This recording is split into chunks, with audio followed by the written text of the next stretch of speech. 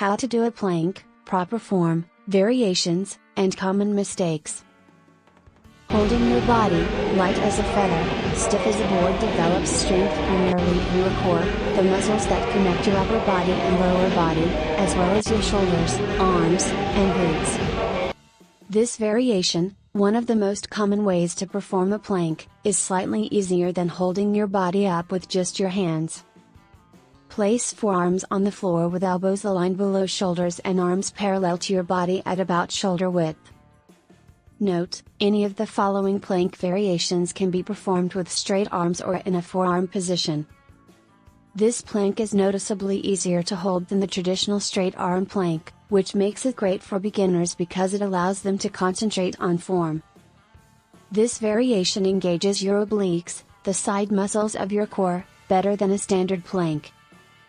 Lie on your side with one leg stacked on top of the another, then prop your body up on your hand or elbow while keeping feet stacked.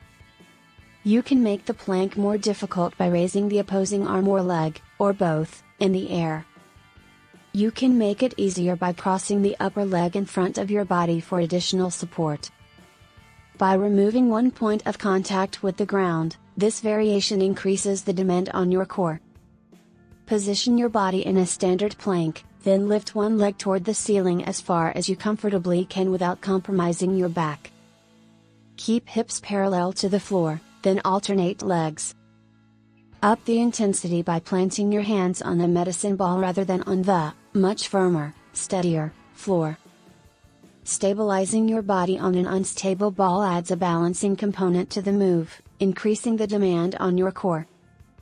Follow the same steps for a standard plank, but instead place your hands or forearms on the ball, directly under the shoulders. Common planking mistakes. Collapsing your lower back.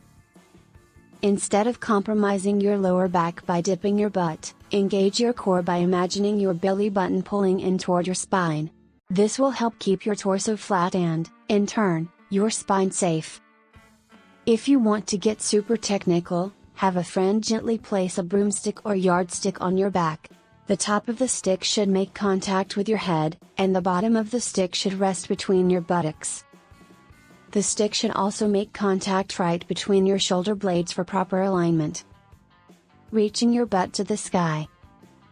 Planks aren't supposed to look like downward dog.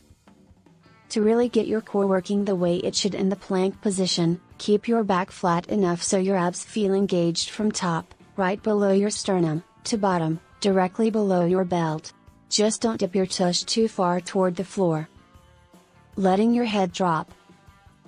While the focus may be on keeping your hips, butt, and back in the proper position, form isn't just about your core and lower body in this move. It's important to think of your head and neck as an extension of your back.